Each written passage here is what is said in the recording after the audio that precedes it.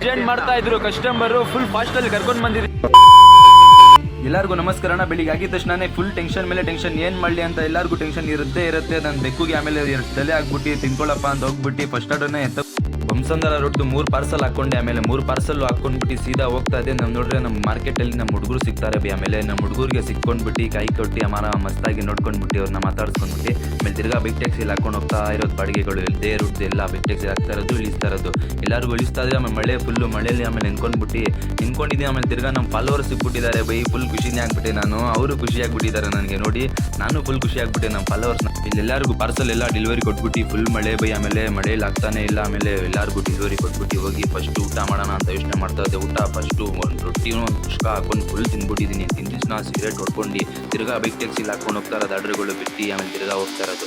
Full ಮಳೆ ಬೀಳ್ತಾನೆ ಇರುತ್ತೆ, ಹಂಗೂ ಓಡಿಸ್ತಾನೆ ಇರೋದು. ನಾವು ಕೂಡ ಫುಲ್ ಮಸ್ತಾಗಿ ಎಲ್ಲರಿಗೂ ಓಡಿಸಿ ಆಮೇಲೆ ತಿರ್ಗಾ ಹೂವದು ಒಂದು ಲಾಸ್ಟ್ ಪಾರ್ಸಲ್ ಹಾಕ್ಕೊಂಡು ಡಿಸ್ಟಿಕ್ ಕಡೆ ಬೈಕ್ ಟ್ಯಾಕ್ಸಿ ಜಲ್ದಿ ಮುಟ್ಟಿದ್ದೀನಿ ಇವತ್ತೆ. ಆಮೇಲೆ ಲಾಸ್ಟ್ ಆರ್ಡ್ರು ನಾನು ಗೋರಿಪಳ್ಯದಲ್ಲಿ ಕೊಟ್ಬಿಟ್ಟು ಸೀದಾ ಮನೆ ಹತ್ರ ಹೋಗ್ತೀನಿ. ನೋಡಿ ಇಷ್ಟೇ ಇಲ್ಲೆಲ್ಲ ಹೋಗಿ ಬಂದೆ ಇವತ್ತು.